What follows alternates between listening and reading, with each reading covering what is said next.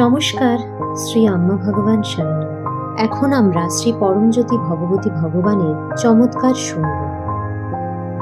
আমি সুইডেন থেকে sushi callous Johnson বলছি। 1980 ও 1990-এর দশক থেকে আমি আধ্যাত্মিক বিষয়ে একজন অতীব আগ্রহী ও উৎসাহী ছিলাম এবং এই ব্যাপারে অনেক গভীর অভিজ্ঞতাও অর্জন করেছি। যদিও পরবর্তীকালে পারিবারিক জীবন আমার মনোযোগ অন্য বাইরের কিছু দিক নিয়ে গিয়েছিল, তবুও সর্বদাই আমার মধ্যে আধ্যাত্মিক বিষয়ে একটি গভীর অভ্যন্তরীণ আকাঙ্ক্ষা রয়ে গেছে।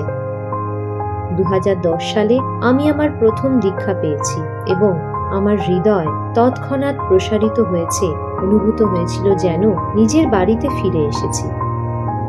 শ্রী পরমজ্যোতি ভগবতী ভগবানের কৃপায় আমি একজন দীক্ষাদাতা হয়েছি এবং আনন্দিত চিত্তে সেবায় নিযুক্ত রয়েছি। নর্ডিক টিমের সাথে যুক্ত হয়ে আনন্দ স্থিতি স্থানান্তর করি। সেবাদান একটি অতীব চমৎকার। যত বেশি দান করি তত বেশি অনুগ্রহ আমার কাছে ফিরে আসে। আমার রূপান্তরণ ধীরে ধীরে ঘটেছে, ঠিক যেমন আমি প্রার্থনা করেছিলাম।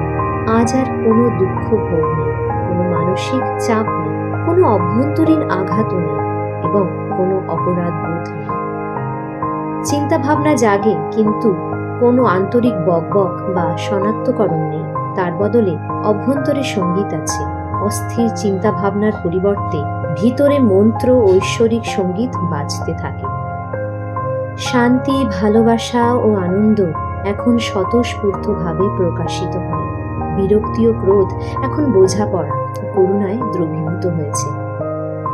সকলের সঙ্গে সম্পর্ক, বিশেষ করে আমার স্বামীর সঙ্গে সম্পর্ক এখন গভীরভাবে আনন্দিত চিত্তে বিশুদ্ধ ভালোবাসা বহন করি।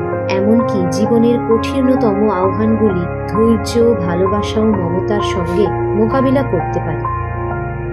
আমি হাইপোথাইরয়েডিজম এবং অটোইমিউন ব্যাধিতে ভোগা সত্ত্বেও অনুযোগ ও কষ্ট ছাড়াই সেগুলো গ্রহণ করতে পারছি। আমি অনায়াসে গ্রহণযোগ্যতা স্বয়ং এক অপূর্ব চমৎকার বলে অনুভূত হয়। শ্রী পরমজ্যোতি ভগবতী ভগবানের অপার অনুগ্রহে প্রাপ্ত এই স্থায়ী আনন্দ স্থিতির জন্য কৃতজ্ঞতা প্রকাশ করার ভাষা আমার নেই। আমার প্রার্থনা, সকলেই অনুগ্রহ অভিজ্ঞতা লাভ করুক এবং শ্রী আম্বা ভগবানের দীক্ষাযজ্ঞের উন্নতি হোক। শ্রী পরমজ্যোতি ভগবতী ভগবানের ঐশ্বরিক চরণ কমলে গভীর কৃতজ্ঞতা ও প্রণাম নিবেদন।